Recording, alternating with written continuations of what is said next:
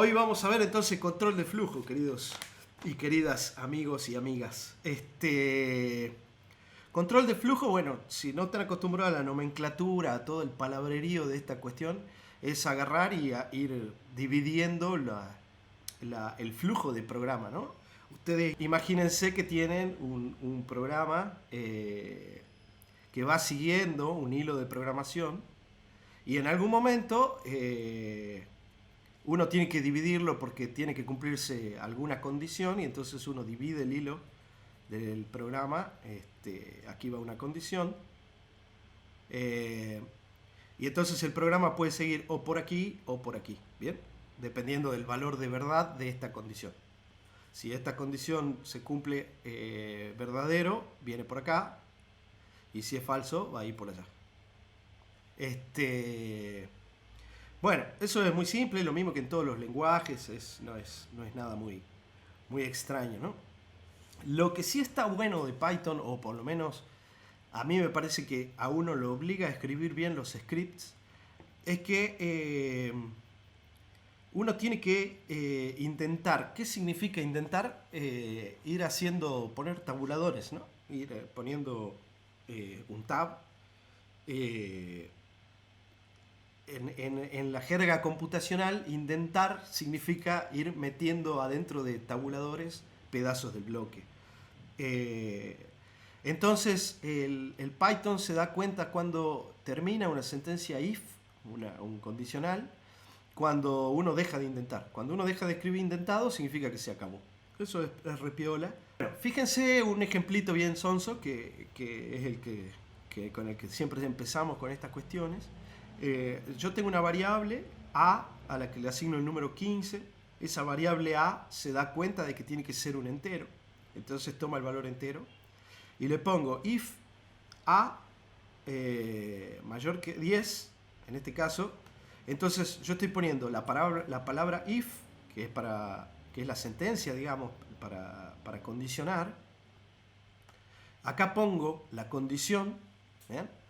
Y le digo que a sea mayor que 10. Le pregunto en realidad. Si a es mayor que 10, acá va un 2 puntos, no se lo olviden nunca, va un 2 puntos. Diferencia con otros lenguajes que a veces es complicado. En Fortran uno tenía que poner if, aquí tenía que poner esto entre paréntesis, then, o dependiendo de si uno lo necesita o no, y seguir escribiendo. Bueno, acá se pone esto sin paréntesis y acá se pone un 2 puntos. Y a partir de ahí uno va escribiendo lo que necesite hacer en el caso de que se cumpla esto como verdadero. Entonces, por ejemplo, si a valía 15, pregunta si a es mayor que 10. La condición de verdad de eso es que 15 es mayor que 10, entonces es verdadero y me ejecuta todo lo que venga aquí abajo, que pueden ser millones de cosas. En este caso dice imprimime es mayor. Y el else, esta otra palabrita, esta otra sentencia, lo que hace es decir en el caso contrario, en el caso de falso, ¿bien? Para la otra ramificación de la línea de código, bueno, me va a imprimir es menor. Bien, muy simple, muy sencillo, muy intuitivo, pero lo importante es que este if necesita tener esta indentación. Si yo no pongo esa indentación, todo lo que esté ahí afuera me lo va a tomar como que no pertenece al if. Bien, acá uno tiene que poner esa tabulación adentro de cada una de las sentencias de control de flujo, ¿sí? O adentro de las estructuras que uno vaya a ir haciendo, tiene que ir poniéndolos con la tabulación. Es como que toma las jerarquías, digamos, de anidación de cómo uno va escribiendo el código en función de cómo uno va tabulando, ¿sí? Eso, acuérdense. Por eso había puesto aquí en Python la indentación es todo, porque a veces uno puede llegar a cometer errores en función de no escribir los tabs como corresponden, ¿bien? Bueno, veamos otro caso con strings, ¿sí? Que esto quiero que lo veamos porque es súper importante. Hay una palabrita clave que es fabulosa. Por ejemplo, acá yo tengo una cadena de caracteres A que se llama Carlitos es neoliberal, ¿sí? Este string. Tengo otro string B que es Carlitos es senador, ¿sí? Entonces fíjense que yo acá pongo if Carlitos, el string Carlitos, fíjense que está entre comitas. Entonces if el string Carlitos está en A, que me imprima A. Entonces Carlitos está en A. Y acá la palabra mágica es in. ¿Ok? Esa palabra in me agarra y se fija en los elementos que están en A. ¿Bien? Entonces dice, bueno, Carlitos está en A, entonces imprimo A. Carlitos es neoliberal. ¿Bien? ¿Se entiende el concepto de la palabrita in? Es así, súper intuitivo, ¿no? Significa adentro. Pero esto, después, por ejemplo, si tienen un array de datos gigantes que salieron de, qué sé yo, de la base de datos de las observaciones de llama, y necesitan buscar uno o alguno, o están recorriendo y necesitan algo, pueden usar la palabrita in para ir averiguando si es que está o no adentro de una lista o una tupla, por ejemplo. Y acá un ejemplo más complicado para que quede más, para que vean qué es todo lo que se puede hacer. Fíjense, yo agarré B, ¿no? Acá B, usé el método split, que se acuerdan que el método split me agarraba y me armaba una lista en la que me ponías con el separador por defecto es el espacio, me agarraba y me hacía una lista en la que el primer elemento es Carlitos, el elemento 0 es Carlitos, el elemento 1 es y el elemento 2 sería neoliberal. ¿Bien? Entonces dice, si el elemento 2 de esa lista está en A, ¿bien? Si el elemento, el B split sería Carlitos es senador. El elemento 2 de B split de Carlitos es senador es la palabra senador. ¿Bien? Y me pregunta si está en A. ¿Sí? Entonces, me pregunta si está en A. ¿Está en A? No. Eso es falso. Pero acá tengo una negación. Entonces, va a ser verdadero el resultado total. Y entonces le digo, imprimime A más, comita, punto, espacio. Digamos, aquí sería un punto, espacio, más B. Hace la concatenación de A más, entre comillas, punto, espacio, más B. Y entonces me escribe, Carlito es neoliberal, Carlito es senador. ¿Bien? Cualquier connotación política de estas cosas, no las tomen en serio.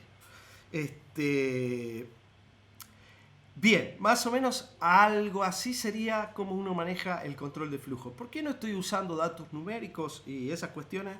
Porque no quiero que nos metamos en todo ello, digamos, y en toda la cuestión de cálculo hasta que no tengamos unas herramientas más piolas. Pero yo necesito que comprendamos esto muy profundamente. Bien, hasta aquí. ¿Quedó alguna duda? Si yo pongo una cadena de caracteres A, puedo poner así, string, sería la string A, sería una cadena de caracteres. B, string B, es lo mismo, ¿ok? Entonces vamos a poner print A, B. ¿Bien? Es lo mismo usar la comita, esta o la doble comita, ¿sí? Lo que tiene de bueno es que yo, al tener dos tipos de encomillados, puedo escribir comillas adentro. Por ejemplo, C igual a comita, comillas, string C. Y la imprimamos para ver qué es lo que da. Y fíjate que ahora la cadena de caracteres tiene las comillas. Ahora, si yo hubiese puesto D igual a comillas, comitas, string D, y la imprimo, ahora tiene lo que forma parte de la cadena de caracteres son las comitas simples. Lo anterior dice, voy a concatenar, es decir, voy a sumar strings, que significa que al primer string le voy a poner a continuación el que sigue. ¿Bien? Probemos. Mira, D igual a comillitas, hola querides amigues. ¿Bien?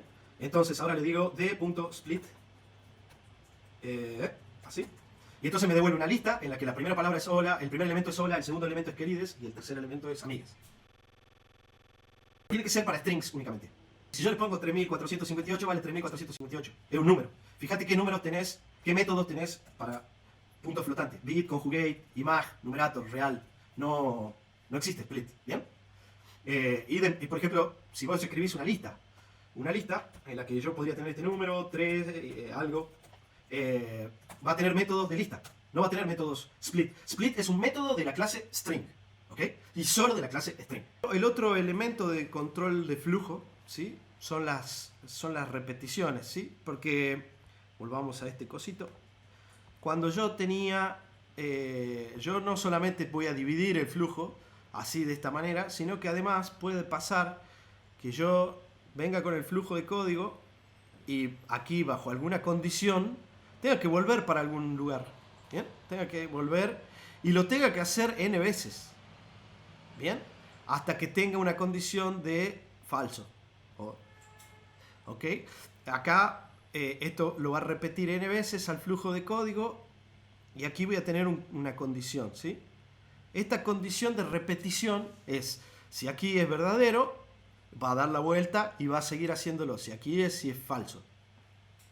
Entonces, si esta condición de repetición es falso, sigo con mi código. Ahora, si es verdadero, vuelvo a alguna parte donde yo necesitaba y le doy, y le doy, y le doy, y le doy a la rosca. Eso es, imagínense que ustedes tuvieran que sumar los enteros del 1 al 100. Y si tienen que escribir 100 líneas, sumando 1 más 2 más 3, como uno lo haría con la calculadora, de bolsillo del almacenero, es trabajo ridículo, ¿no? No tiene sentido. Entonces uno simplemente puede agarrar y decir, no, repetime un montón de veces. Veamos cómo funcionan las repeticiones en Python. En Python tenemos dos sentencias para repetir, una de ellas es while y la otra es for. Tienen la misma pinta que while y for en la mayoría de los lenguajes, porque while es mientras se cumple una condición y for es cuando uno le pone explícita la condición de terminación de alguna manera. Son equivalentes las dos, ojo, con una se puede construir la otra y viceversa. Pero para comodidad del programador, la cosa se puede hacer más, uno tiene dos palabras. Bueno, vamos por while. Dice, repite un bloque de ejecución de acuerdo otra vez me comí un acento, perdón, en todos mis errores de ortografía. Con una condición, dice, la indentación otra vez delimita el bloque de ejecución. Entonces, vamos a ver un ejemplito. En este ejemplito yo agarro y a una variable x, que acuérdense va a ser un objeto de tipo entero en este caso, vale 0. Entonces les digo, while, condición, dos puntos y abajo, apartado por tabuladores, todo lo que tiene que ir haciendo adentro de ese while. Entonces, repito, while, la palabra clave, condición, dos puntos y adentro, siempre tabulado, todo lo que va a tener que ir haciendo adentro de ese while. Fíjense que x entonces era 0 y esto lo va a hacer siempre y cuando se cumpla que x sea menor que 6. Entonces va a agarrar primero, me va a imprimir x.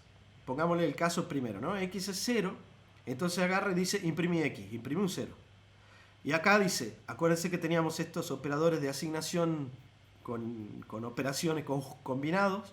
Agarra y dice, bueno, x va a ser igual al valor que tenía antes más 1.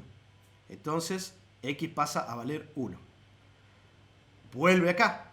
¿Y vale esto? 1 es menor que 6, sí. Imprime x, le incrementa 1. Vuelve acá, 2. X es 2 menor que 6, bla, bla, bla. Así hasta el caso 5, porque puse un menor estricto. Podría haber puesto un menor igual y andaba. Acuérdense, de vuelta, tabuladores, ¿sí? Uno puede ir sofisticando estas cosas, porque acá es donde se empieza a poner muy divertida la cuestión. Fíjense que yo hago una lista que se llama numbers. La lista numbers tiene el número 0, 1, 2, 3, 4, 5. ¿Bien? Cada uno de los elementos, number 0 vale 0, number 1 vale 1, number 2 vale 2 y así. Fíjense que yo agarré y le puse x igual a 0. ¿Sí? Y le dije, mientras x esté en numbers, imprimime x. Y después a x aumentale 1. Fíjense, la potencialidad, esto parece ser igual a lo de arriba, pero no lo es. Porque acá lo que está haciendo, dice que el x tiene que estar dentro de esta lista. ¿Sí? Por ejemplo, si yo hubiese puesto en esta lista 0, 2, 1, 2, 7, cuando venga acá y va incrementando de 1, va a preguntar 3. Si 3 está en numbers y no estaba en numbers, entonces se corta el while. ¿Ok? Quiere decir que yo puedo agarrar y repetir cosas que estén adentro de... buscar adentro de listas, ¿bien? O de tuplas o también de diccionarios. Agarremos y escribamos numbers igual a 1, 2, 3, 4, 5, ¿no? Le pongamos el 0 así nos reunimos. Entonces, x igual a 0. Y acá vamos a poner while x in numbers. Entonces voy a poner print x y voy a poner x que se incremente en 1. Acuérdense que escribir esto, x igual a x más 1, es lo mismo que escribir más, ¿sí? Y acá un 1. Entonces, fíjense que esto está vacío. Ahora agarremos num y le saquemos el 3. ¿Qué pasa? ¿Bien?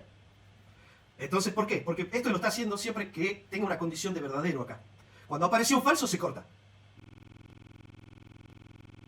Probemos 1.0. Me convirtió todo, Python se da cuenta de eso, y agarró y me lo convirtió todo a float. También hay que tener cuidado con eso, ¿bien? Porque el tipo agarra y dice, bueno, este num no está especificado, se puede especificar. No está especificado si son de tipo int o float, no está estrictamente dicho que tiene que ser solamente int o solamente float.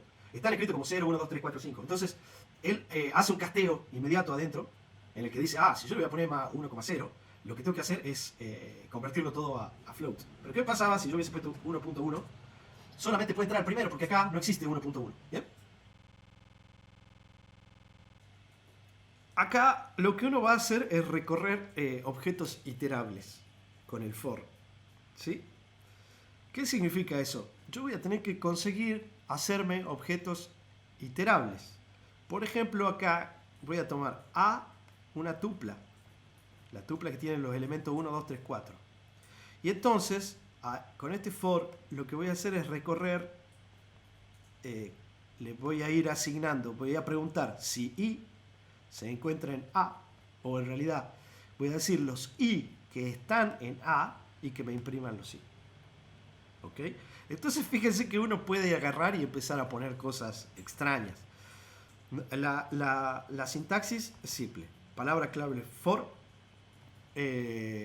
Acá va a ir lo que voy a tener que hacer, 2 puntos, y adentro lo que tiene que ir ejecutando sistemáticamente, indentado. Por ejemplo, acá, yo escribí un string A que se llama pan y queso.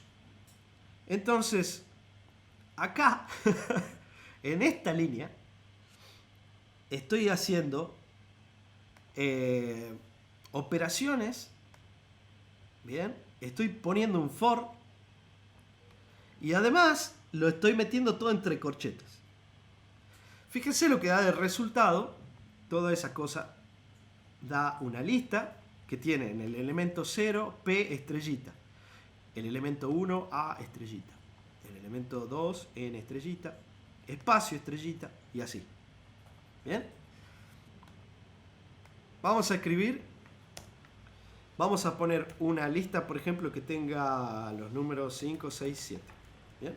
Y la vamos a llamar A. Entonces yo aquí voy a decir B va a ser, quiero sacar los números al cuadrado, A por A. ¿Bien? Pero no puedo agarrar poner A por A porque eso me hace el producto de la lista, ¿no? O sea, A por 3, por 2 en este caso. Lo que hace es copiarme, darme una lista del doble de largo. No me servía A por 2. Entonces yo lo que voy a agarrar y voy a decir es, bueno, todos los elementos y que estén en A, ¿sí? ¿Está? Fíjense aquí cómo había puesto. Todos los elementos que estén en A. ¿Bien? Y entonces, ahora agarrá y haceme I por I, que me debería hacer al cuadrado. ¿Sí? A ver si es que me da eso.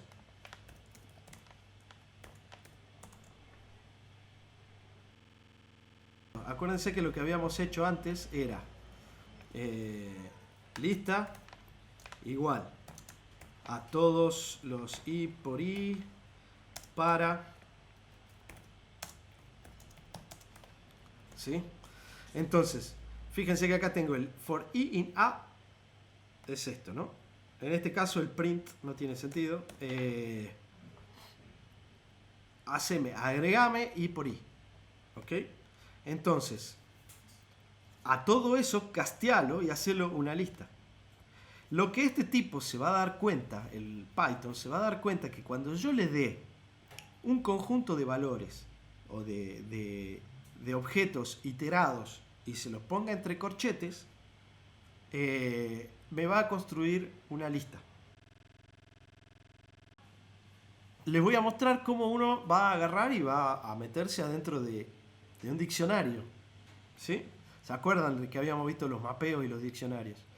Un diccionario tenía la pinta en la que uno agarraba y lo ponía. Esto quiero repasar para que no nos olvidemos. A, dos puntos, ¿sí? Y el valor que tomaba A. En este caso vamos a poner cosa 1. Después el elemento B, entre comitas, cosa 2. El elemento C, entre comitas. Puede ser la comilla también, ¿eh? Tiene que ser, puede ser un número también, no hay problema. Cosa 3. Quiero que sean strings.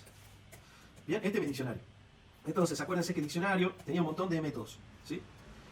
Por ejemplo, clear, que va borrando, tiene un montón de elementos, de métodos distintos. Uno de ellos es keys. Lo que me da keys son las claves, lógicamente, que son A, B y C, que ahora van a cumplir el rol de los índices en las listas. ¿Bien? Por ejemplo, también puedo querer ver del diccionario, tiene otro método que se llama values, me parece. Sí, values.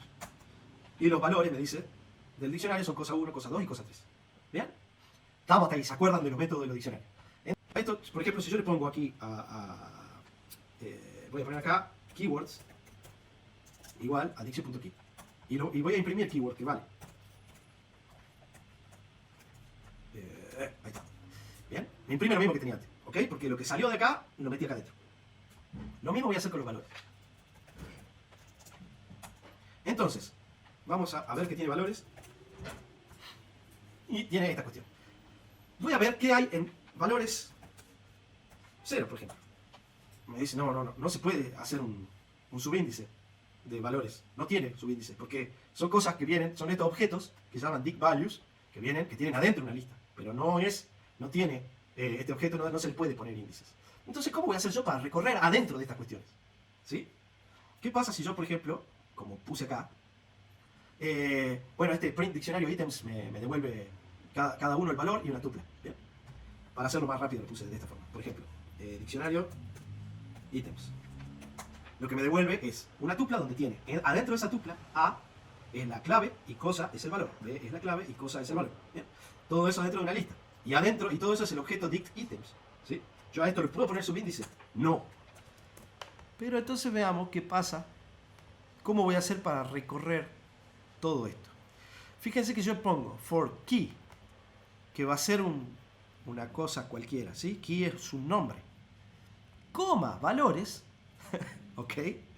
Esto ya escapa a lo que conocemos ya de C, de C del plano y de Fortran. Entonces el tipo dice key, coma, valores en diccionario.items. Diccionario.items era esta lista, este objeto que tiene acá y coma los valores, ¿sí? Entonces acá le digo imprimime key y valores. Me imprime castellano y valores, la lista quechua, coma, aymara, semana y la lista quechua y aymara, mes, la lista quechua y aymara. Bien, esto se puede ver. Tratemos de hacerlo acá. For i y j en, ¿sí? Diccionario punto keys punto items. Entonces yo voy a recorrer diccionario.items, me da esta cuestión donde está diccionario.items. Vamos hacia acá para que nos acordemos.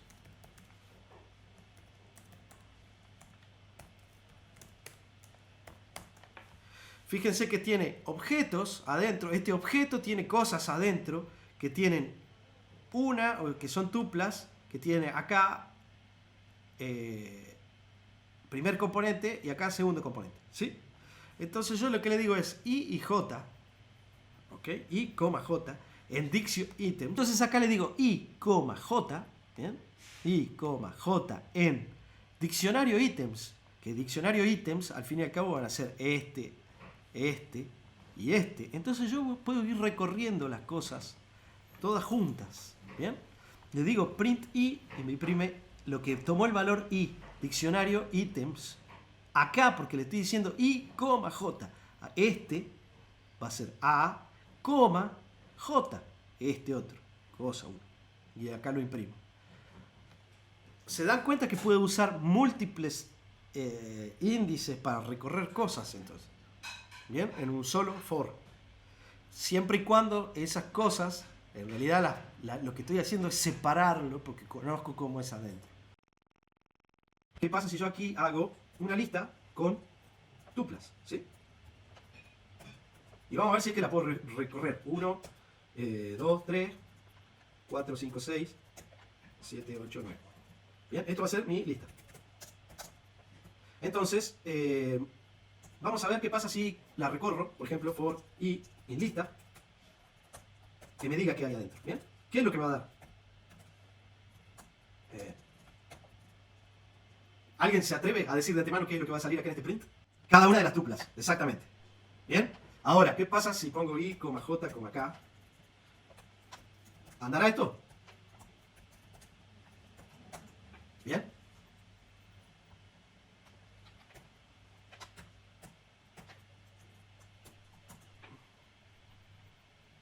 ¿Bien? Es poderosísimo esto. Ahora, pero probemos si es lista de listas. Es decir, a esto lo cambiamos por un corchete. Debería más o menos funcionar, porque una lista es lo mismo que una tuple en principio. Solo que es mutable. ¿Bien? Funciona. Y funciona perfecto. Para terminar, les quiero contar de otra cosa que son las misceláneas y los iteradores. Los iteradores son un concepto súper fuerte y ese sí quiero que me presten atención. Porque, bueno, no sé si alguna vez le tocará usarlo en la vida, pero a veces cuando uno tiene que hacer cosas muy complicadas, son sumamente importantes, lo mismo que los generadores y lo vamos a ver después. Vamos a ver una funcioncita que se llama range, que viene adentro, range, que tiene estos argumentos, start, stop y step. ¿Ok? Esto lo que hace es crea una lista mutable de números enteros, que en realidad crea un objeto range, en principio, que uno lo puede convertir a una lista mutable de números enteros que van entre start y stop menos 1 cada step pasos. Ejemplo, yo pongo a igual a range 4, ¿sí? Si yo pongo print a, me tira esto, range 04, chao. ¿Qué es a? Es range 04. Bien, el 1 es por defecto en el step. Si acá yo puse 4 solamente, quiere decir que empieza desde 0, porque no lo puse el start. No puse el step lo va a tomar como 1. ¿Ok? Entonces, dice, tengo un objeto que es range y va de 0 a 4. No es una lista. ¿Ok? Pero fíjense qué bueno este objeto, que es tan piola, que si yo le pongo para i en a, en el range 4, imprimime el elemento i. Me da 0, 1, 2, 3, 4 y así. Y así puedo construir cosas iterables sencillas. ¿Bien? ¿Qué quiero decir con esto? Estaba acá. Supónganse que yo quería recorrer los números del 6 al 8. ¿Bien? Entonces yo lo que tenía que hacer, imprimir los números del 6 al 8. Tenía que agarrar y hacer 6, 7, 8. Y entonces poner for i in a print i. Y entonces me imprimía el 6, 7, 8. Bueno, ¿qué pasa si ahora tengo que hacerlo desde el 6 hasta el 453.000? No puedo agarrar y escribir 6, 7, 8, 9, 10. Bueno, para eso sirve range. Range, sí. Si es que necesito la lista, simplemente puedo poner list, que esto es para castear. Acuérdense, hago un casteo desde lo que sea al objeto list siempre y cuando se pueda, esté permitido. Entonces pongo aquí y aquí le pongo print a Y bueno, y me hace una lista. Me la da explícitamente a la lista con estos objetos, con estos elementos, y sí, también son objetos, y ya no me da el objeto range, ¿ok? El range nos va a servir mucho cuando tengamos que recorrer elementos, ¿bien? ¿Por qué? Porque si yo tengo acá una lista, ya es tarde, ¿no? Sí. Bueno, vamos a cerrar un poquito ya. Lista igual a coso 1, 2, 3. Entonces lo que voy a poder hacer es recorrer lista índice índice. Más fácil, ¿ok? For i in range 0, 1, 2, 3, 4. Print i. Bien. Y me los print i. Perdón. Quería hacer esto. Lista i. Entonces puedo hacerlo a la vieja usanza de recorrer elemento por elemento como uno ya venía de lenguajes viejos, ¿no? Para terminar entonces, les cuento, un iterador va a ser un objeto que está adherido al Iterator Protocol, que es básicamente decir que uno va a tener sobre ese objeto iterador, uno le va a poder meter una función que se llama next. Esa función next lo que va a hacer es darme el valor siguiente. ¿Bien? El elemento siguiente de la secuencia que sea del objeto. Porque tiene que ser iterable. Entonces los objetos iterables van a tener que uno le puede aplicar esta función next. ¿Sí? Y cuando se acaba, bien, cuando hay en algún momento esa secuencia de objetos iterables, tienen el stop iteration, que es una excepción, que dicen, bueno, se me acabaron, ya no te puedo dar el siguiente. Por ejemplo, aquí les voy a pasar un ejemplito bien simple. Acá tengo una string que se llama casa, bien, y con esto lo casteo, ya, le digo o creo un objeto, bien, de este string, agarra y lo convierte en un iterador, ¿sí? ¿Qué pasa si yo pongo print a aquí? Me dice, es un iterador sobre string, dice. Es un objeto iterador sobre string y me dice en qué lugar de la memoria está. Bien, ya no puedo imprimir a, pero sí puedo agarrar e ir haciendo next a. Cuando yo hago next a, la primera vez me dice casa, la segunda vez, perdón, C, la segunda a, la tercera S, la cuarta a. La que sigue me dice se acabó, me da el stop iteration acá. Bien. Bueno, esto tiene una utilidad monstruosa, gigante, que no la vamos a ver ahora, pero ustedes imagínense que yo agarro y les paso un código que calcula un paso de evolución temporal de un sistema dinámico de un asteroide, como labura Mario Melita. Un asteroide dando vuelta por el sistema solar. Entonces yo le doy una función que agarra y hace un solo pasito, ¿bien? De la evolución temporal, con un RuGQta sobre un sistema de un montón de cuerpos celestes. Bueno, puede ser muy útil aprender a construir iteradores de manera tal que uno los vaya llamando sin tener que preocuparme con lo que hace adentro todo ese mamotreto que yo les pasé. Ya no me preocupo por lo que hace adentro. Construyo un iterador por fuera y con ese iterador simplemente puedo ir llamándolo y pidiéndole que me dé el paso que sigue. Incluso el paso que sigue puede no tener condición de stop iteration. ¿Bien?